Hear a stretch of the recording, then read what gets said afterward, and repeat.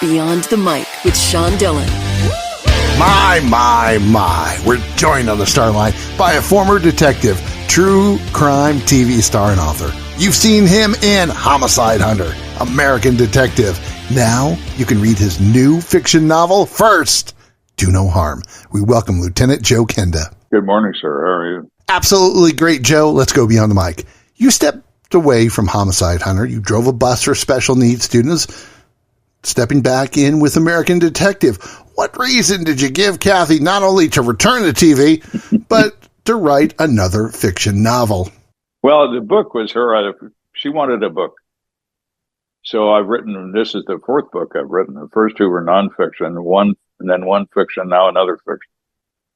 She was just, I looked at it as therapy. It's the reason I did it. I feel better, and I lost some of the PTSD. I didn't lose it, but I buried it a little further by talking about things to that camera I've never said to my wife. And actually, the special needs bus came first, then Homicide Hunter, then directly into American Detective, because the network, I called them in season 9. We were halfway through season 9 and said, hey, I'm stopping this after season 9 because I'm out of bullets.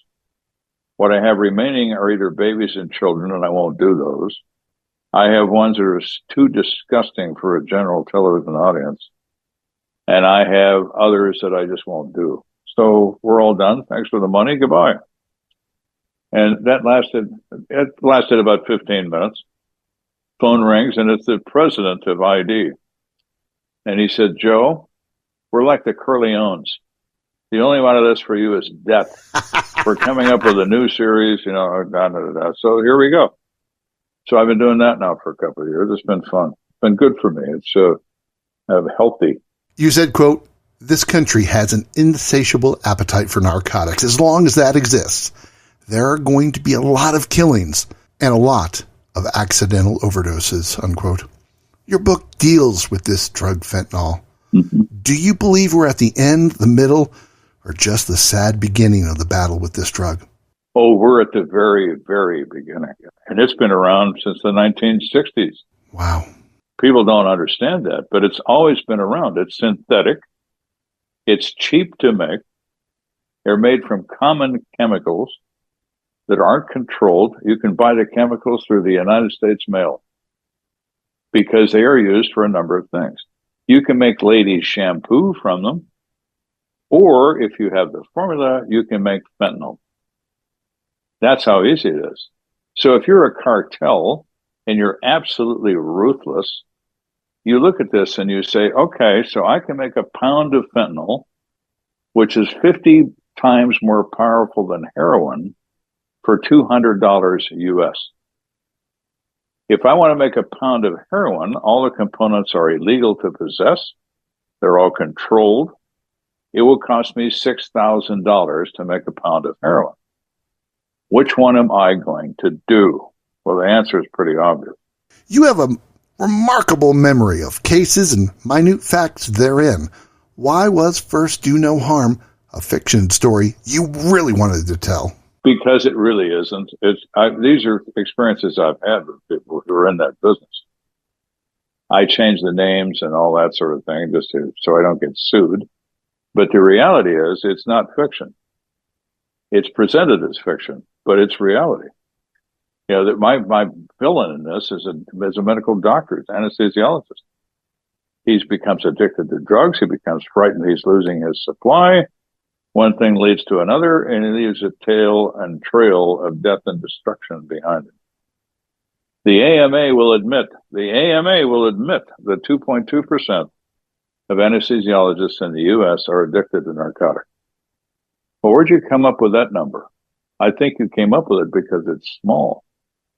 No one has any idea how many people are addicted to narcotics when you have that kind of access to it. Lieutenant Joe Kenda's book is First Do No Harm, and he joins us beyond the mic for the Rocking 8. All this is, Joe, is 8 random questions. Answer with the first thing that comes to your mind. There's no pressure. All right. Favorite weapons manufacturer? Sig Sauer. What's the best department-issued vehicle? A Ford Taurus. How do you drink your coffee? Black. What's the one place you enjoy going on vacation? Any place but in my house. What's the common tell you look for when questioning someone who is lying? The size of your pupils. Remind me never to play poker with you. Joe, how many hours a night do you typically sleep? Not many. I don't sleep much. What's the one thing your wife cooks you can't get enough of? Spaghetti. We know the boogeyman is real. Who is the scariest one you've dealt with? That's kind of a competition. Really? Oh, yeah. There were moments when I wanted to stick a gun in somebody's mouth and pull the trigger in an interrogation room. Let's just get rid of you, you know? Yeah, exactly. People say there's good in everyone. No, there isn't. It's been my experience that there are no absolutes in human behavior. There's not good in everyone. There is in some. And in others, there is none. They will set fire to your grandchild and make you watch before they put a bullet in your forehead because it amuses them. Humans kill for pleasure. Animals kill for need. That's why they're the most dangerous thing on this planet for the human. That's why wild animals run from us. They know what we are. Let's sneak in a couple more with Lieutenant Joe Kenda. His book is The Powerful First Do No Harm. You and your team have solved hundreds of cases, but with 28 unsolved, what's your happy ending? Solve them all. Put me in charge of executions. I'd be very creative.